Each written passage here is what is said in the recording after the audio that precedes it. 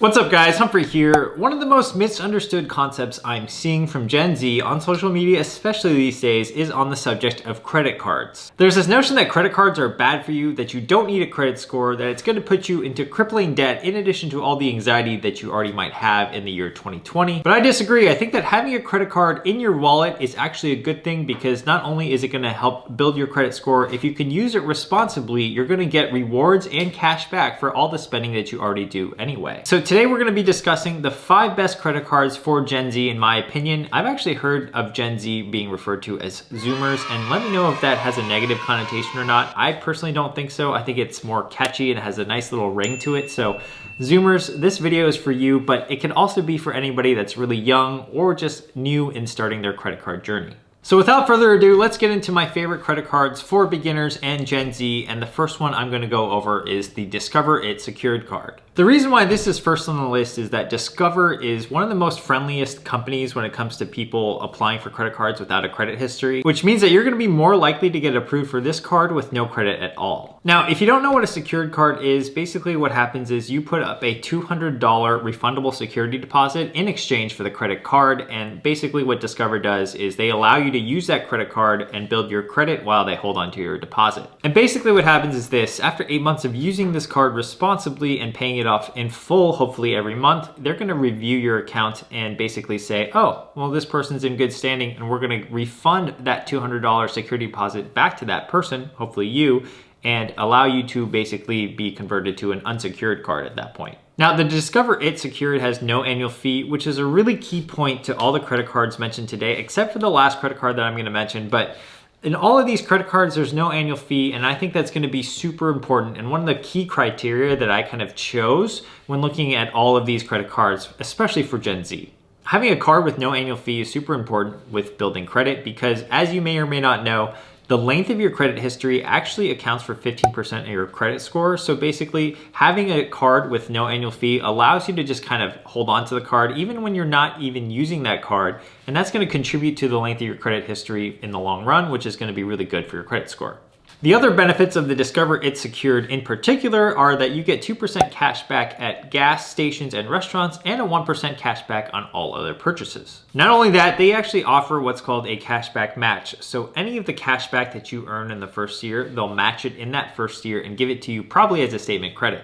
So if you spent $100 on new white Air Force Ones and you've paid it off in full, you'll get 1% cash back on your purchase, so $1 back. And then at the end of the year, you'll get another $1 from the cashback match, which is pretty cool. The Discover It Secured is a great credit card to start with, and that's why I listed it as number 1. But number 2 is actually the Apple Card, which I have right here. And this is a surprising pick, I know, but the first reason I like this card so much is that they make it super easy for people to apply to it. You just have to go to your iPhone, click on the wallet app, and basically just apply for it right through the app itself. It takes super little effort compared to a normal credit card application, and you get your decision back within a couple of days, and then they just give you the credit card digitally first, and then they'll mail you the actual physical titanium version if you really want it.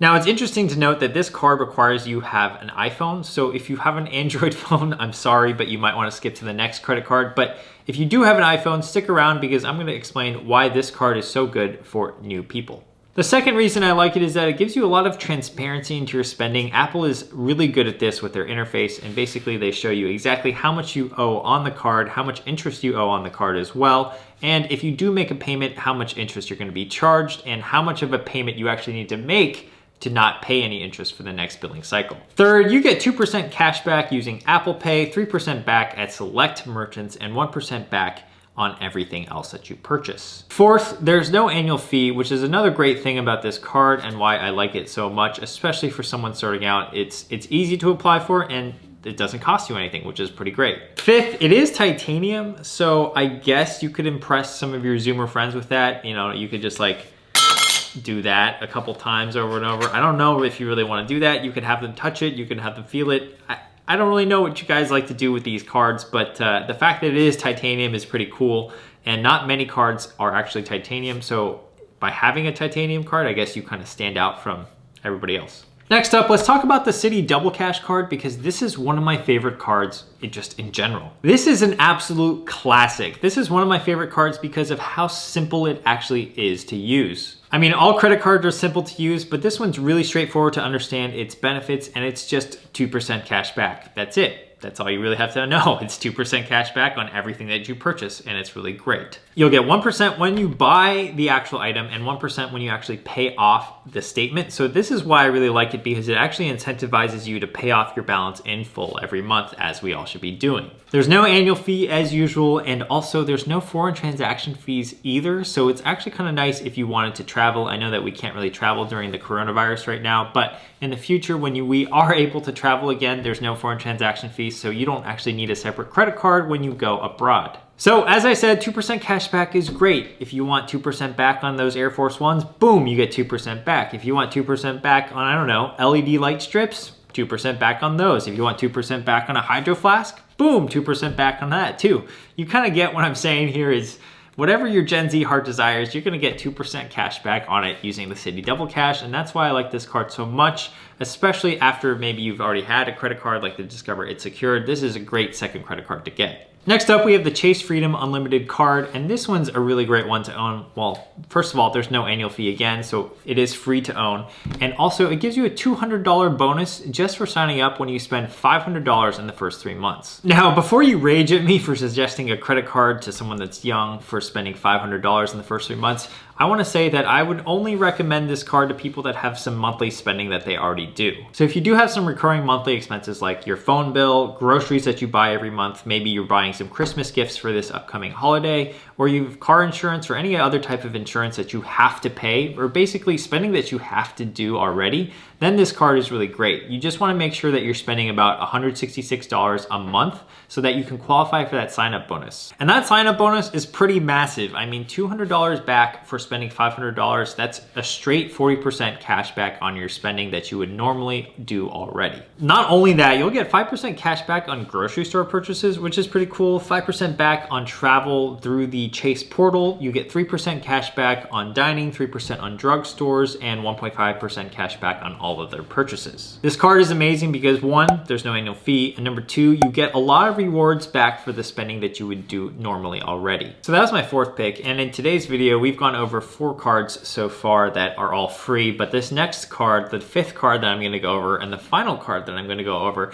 is actually not a free one, and that is the Chase Sapphire Preferred. So this is a card I would not suggest to someone who's completely new to credit cards and doesn't have an income. But if you already do have a credit card or two and you have a job, like a steady income, then this is one of the best travel and rewards credit cards that you can get out there. The annual fee on this card is $95, but what does it get you? Let's look at that. First of all, right now there's a crazy sign-up bonus, and a lot of these credit cards will have a crazy sign-up bonus, but this one is just egregiously crazy. It's 80,000 points when you spend $4,000 in the first 3 months. For those of you who do not know, basically 1 point is equal to 1 cent. So the fact that they're giving away 80,000 points when you spend $4,000 in the first 3 months means that they're gonna give you roughly $800 of rewards back. You'll also get a multiplier of 2 points for every dollar that you spend on travel and dining. So if you spend $100 eating out, you'll actually get 200 points, which is worth about 2% cash back in the form of points. If you use your points on travel, you actually get a multiplier on the points that you actually use on travel. So it's not so relevant right now, but in the future, when we do start traveling again, this might actually be a really great perk. And you still get a lot of other perks with the Chase Sapphire Preferred, including 1-to-1 point transfer to airlines, travel protection, a 24/7 access to customer support, and no foreign transaction fees. Overall, this is one of the best credit cards to actually have in your wallet if you can justify the annual fee, and hands down, it's actually known as one of the best travel cards out there. It actually has some really funny reviews, such as, "I am very happy.